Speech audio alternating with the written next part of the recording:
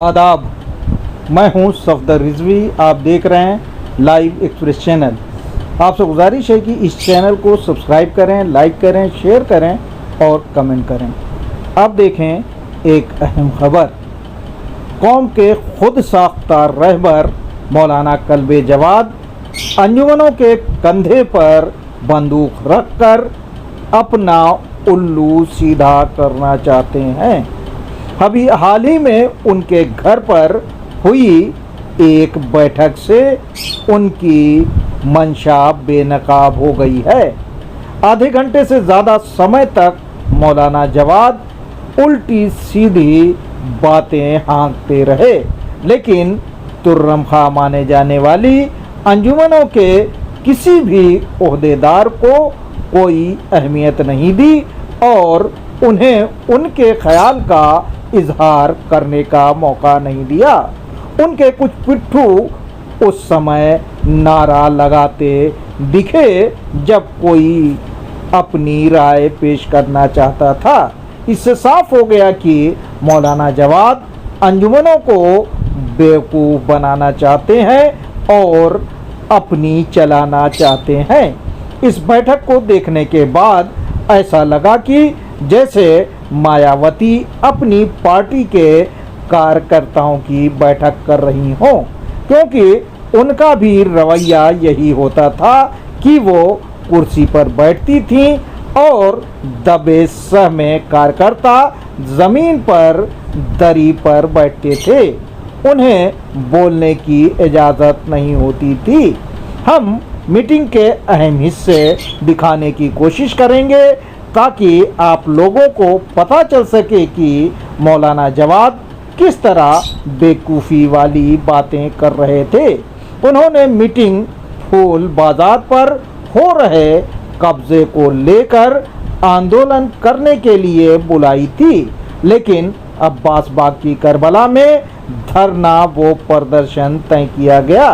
बताया जाता है कि मौलाना जवाद की डील हो गई है, इसलिए अब शायद वहां धरना और प्रदर्शन नहीं होगा। सुने मीटिंग में धरना की जगह किस जगह को तय किया गया। दरगाह से बेहतर कोई जगह थोड़ी है। बता दीजिए अगले इतवार को तो टाइम ज्यादा नहीं है। दरगाह अच्छी जगह है, सबको खरीद आप जो मुश्तरका राय हो अंजुमन सब मिल के तय करें।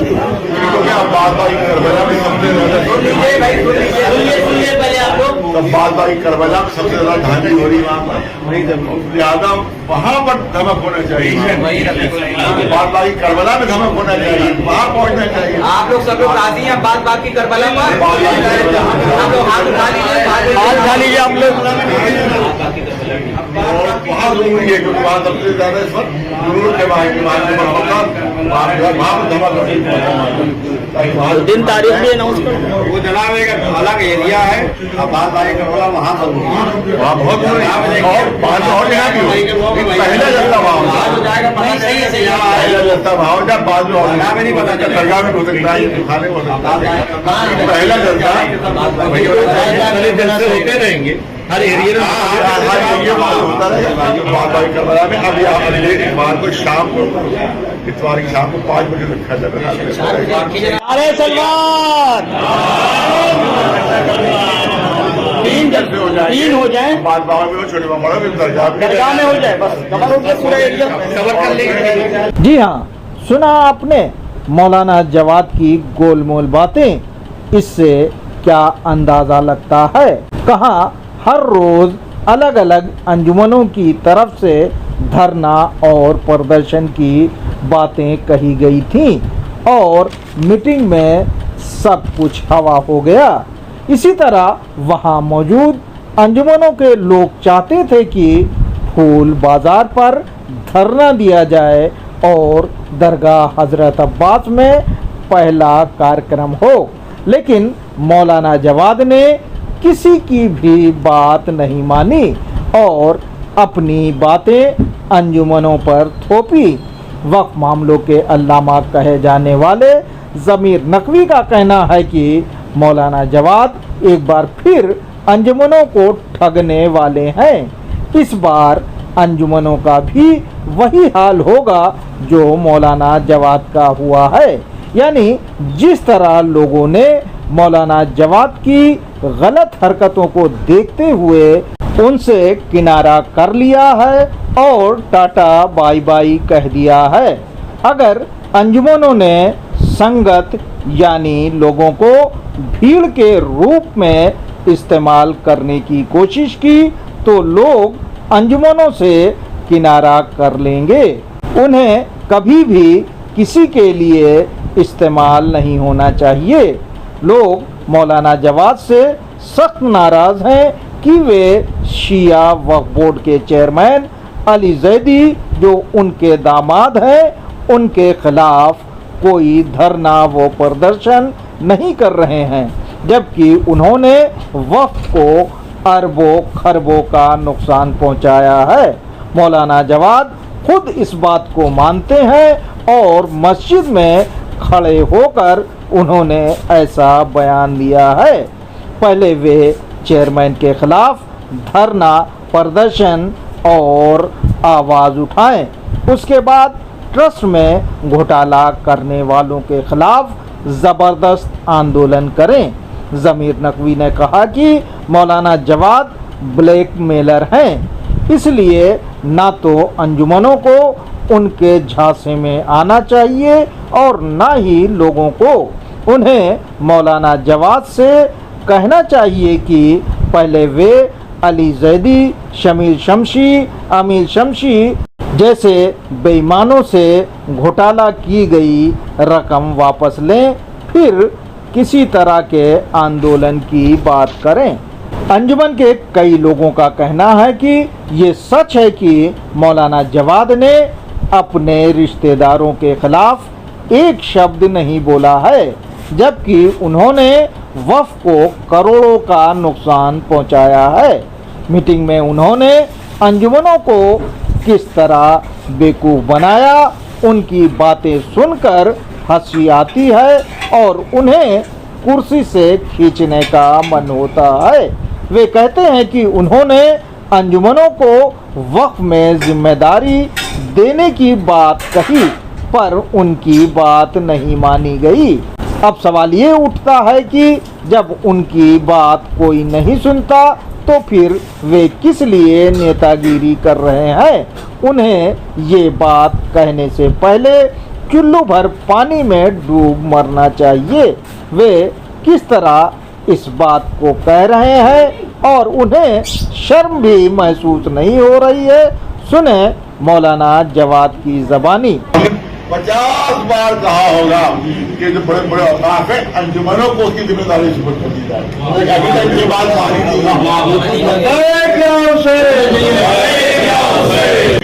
मेरी दस्तखतों के साथ तजवीज दे रही है और 4 अंजुमन के नाम है, 5 का है, उसमें 5 के नाम है, वो हमने दिए हैं, लेकिन अभी तक उसको कोई फैसला नहीं किया गया। जी हाँ, सुना आपने मौलाना जवाद की बेशर्मी वाली बातें। शायद इन्हीं वजहों से कोई भी मौलाना, चाहे वो बुजुर्ग हो या युवा, उनके साथ बैठने के लिए तैयार नहीं है, लेकिन वे हाथ धोकर मौलानाओं, जाकिरों और खतीबों के पीछे पड़ गए हैं और वे उन्हें कौम से अलग करने की बात कर रहे हैं। यानी अगर वे उनके साथ नहीं आए तो कौम उनका हुक्का पानी बंद कर दे। इसका मतलब ये हुआ कि ना तो उनसे मजलिस पढ़वाई जाए और ना ही उनसे निकाह पढ़वाई जाए। ये मंशा है मौलाना कल्बे जवाद की और ये सब काम वे अंजुमनों से करवाना चाहते हैं। वाह, कितने चालाक हैं मौलाना कल्बे जवाद। शायद कुछ लोग ठीक से नहीं समझ पाए हो तो साफ साफ बता दूं ताकि सबकी समझ में आ जाए। मौलाना जवाद चाहते हैं कि अंजुमन वाले मौलाना हमीदुल हसन, मौलाना आगा रूही, मौलाना ज़हीर इफ्तिखारी, मौलाना सफ़ी हैदर, मौलाना यासूब चीटर मौलाना अब्बास इरशाद, मौलाना मिसम जैदी, मौलाना मुत्तकी जैदी वगैरह वगैरह को आंदोलन में शामिल होने के लिए बुलाएं और अगर वे ना आए तो उनका बाइकाट करें। जब उन्हें आंदोलन की मीटिंग में नहीं बुलाया गया और उनसे किसी तरह का कोई मशवरा नहीं लिया गया तो वे आपके आंदोलन में क्यों शामिल होना भी नहीं चाहिए, क्योंकि आपकी मंशा कुछ और है और उनकी मंशा कुछ और। इसके अलावा किसी पर कोई ज़ोर और ज़बरदस्ती नहीं की जा सकती। ऐसे में मौलाना जवाद का मीटिंग में इस तरह की बातें करना बेवकूफ़ी माना जाएगा। सुने मौलाना जवाद ने किस तरह की बातें की। और दूसरी चीज ये कि एक जलसा कीजिए, मेरी तरफ से जलसा था और अंजुमनों की तरफ से, यही मैंने कहा था। आज क्योंकि मजबूरन मुझे बुलाना पड़ा जलसा, तो मैं चाहता हूँ जैसे दो इदारे हैं, अंजुमन तहफ़्फ़ुज़ अज़ा इदारा है और अंजुमन अज़ादारी बोर्ड है, तो इन दोनों से ये दोनों मुश्तरका तौर के ऊपर उलमा को बुलाए और मौलवियों को बुलाया जाए, ज़ाकिरों को बुलाया जाए और उनसे कहा जाए कि भैया आप कब तक मिंबर तोड़ेंगे, आइए मैदान में तो आ जाइए। आप कभी तो मैदान में निकलिए, आप कभी तो आगे कौम के आइए। बच्चों को बेवकूफ बनाते रहेंगे और लोग समझ रहे इससे बड़ा कोई मौला ही नहीं है, इससे बड़ा कोई मौला ही नहीं, इससे बड़ा कोई मौला के चाहने वाला नहीं। जबला बहुत सख्त था, लेकिन मैंने जब डीएम को कह दिया तो अभी इन मौलवियों ये मेंबर को तो शेर होते हैं, लेकिन मेंबर से उतर के चूहे से बदतर होते हैं। इनकी हालत चूहे से ही बदतर होती है। खुश से भी कर दिया जाए तो बिल में घुस जाएंगे। तो इनको आप सामने लाना होगा और ये लोग कौम के नाम पर कमा रहे हैं और अपने पेट भर रहे हैं, इनसे कहेंगे कुछ हक के नमक तो अदा करो होता है क्या मौला का हक के नमक तो अदा। हाँ, नमक हम भी खा रहे, पूरी दुनिया उन्हीं के नमक खा रही है, पूरी दुनिया उनके तफैल में खाना खा रही है, हम भी उन्हीं की तफैल में खा रहे हैं।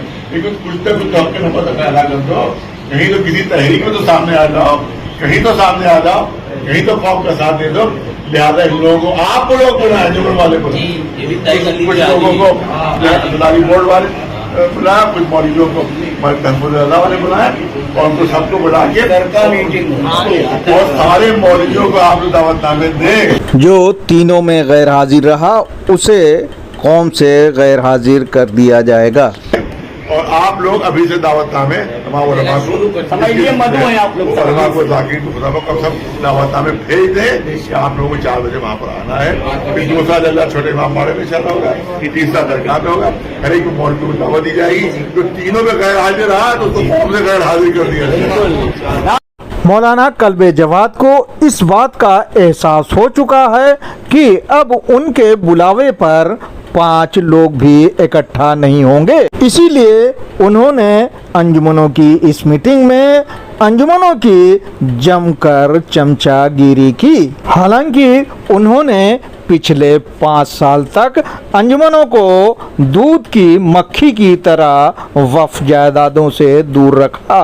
अब वे चमचागिरी कर रहे हैं और झूठी सच्ची बातें बताकर अंजुमनों को अपने फेवर में करना चाहते हैं। सुने मौलाना जवाद ने अंजुमन वालों से किस तरह चापलूसी वाली बातें की। इसलिए जरूरी है कि फिर उसी लिहाज से उसी पैमाने पर तहरीक शुरू की जाए